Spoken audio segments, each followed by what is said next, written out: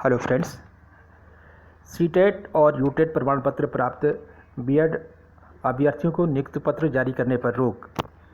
माननीय high court of Uttarakhand के द्वारा बीएड अभ्यर्थियों के नियुक्ति पत्र पर रोक लगा दी गई है। हाईकोर्ट ने नियम विरुद्ध तरीके से सीटेट और यूटेट प्रमाण पत्र प्राप्त करने वाले बीएड अभ्यर्थियों को नियुक्ति पत्र जारी करने पर रोक लगा दी है। ऐसे अभ्यर्थियों का रिजल्ट सील बंद लिफाफे में पहले से ही बंद है। ऐसे अभ्यर्थियों के लिफाफे खोलने पर रोक लगाई गई है। न्यायमूर्ति पंकज पुरोहित की एकल पीठ के समक्ष मामले की सुनवाई हुई। उमेश कुमारी व अन्य ने हाईकोर्ट में याचिका दायर कर कहा था कि राज्य में 2600 से अधिक पदों पर प्राथमिक शिक्षक भर्ती पिछले 3 वर्षों से सुप्रीम कोर्ट में अनआईएएस डीएलएड अभ्यर्थियों के मामले में सरकार और बीएड अभ्यर्थियों की एसएलपी के कारण लंबित चल रही थी। उत्तराखंड हाईकोर्ट ने अनआईएएस डीएलएड अभ्यर्थियों को प्राथमिक शिक्षक भर्ती में शामिल करने का आदेश दिया था। इसके खिलाफ राज्य सरकार और बीएड अभ्यर्थियों ने सुप्रीम कोर्ट में एसएलपी दायर की थी। विगत 28 नवंबर 2023 को सुप्रीम कोर्ट ने सरकार व बीएड अभ्यर्थियों की एसएलपी स्वीकार करते हुए हाईकोर्ट का आदेश निरस्त कर दिया था, जिसके बाद अनआईएएस डीएलएड अभ्यर्थी इस भर्ती प्रक्रिया से बाहर हो गए।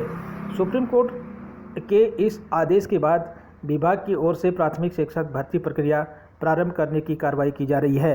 इस भर्ती में ऐसे बीएड अभ्यर्थियों ने भी आवेदन किए हैं जिन्होंने एनसीटी के नियमों के विरुद्ध वर्ष 2012 से 2018 तक सीटेट प्रथम परीक्षा और 2015 व वर्ष 2017 में यूटेट प्रमाण पत्र हासिल कर लिए थे।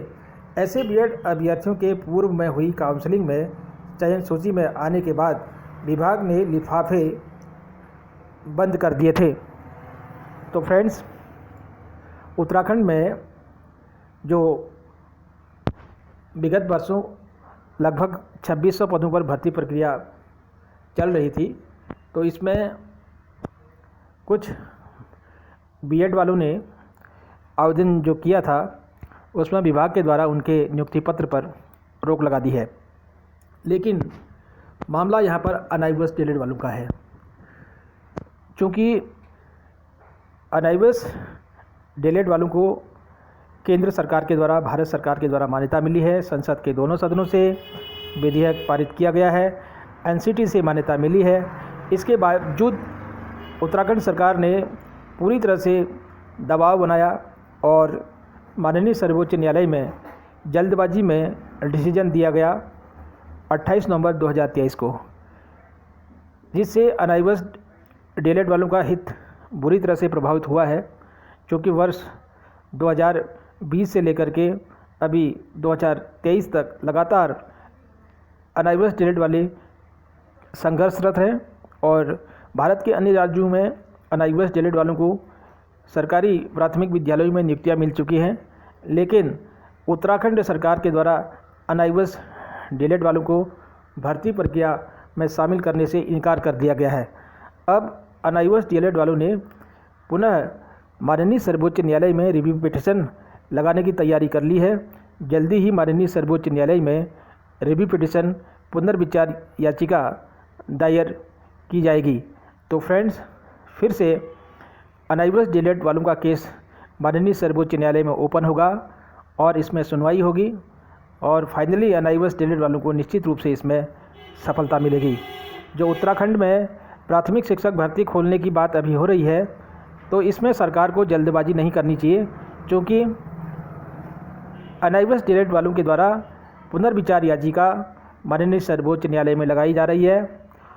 क्योंकि अनआईएएस डीएलएड वालों के पास बहुत सारे ऐसे साक्ष्य हैं जिसके आधार पर अनआईएएस डीएलएड को पूरे भारतवर्ष में मान्यता मिली है। तो निश्चित रूप से अनआईएएस डीएलएड वालों को सफलता मिलने वाली है।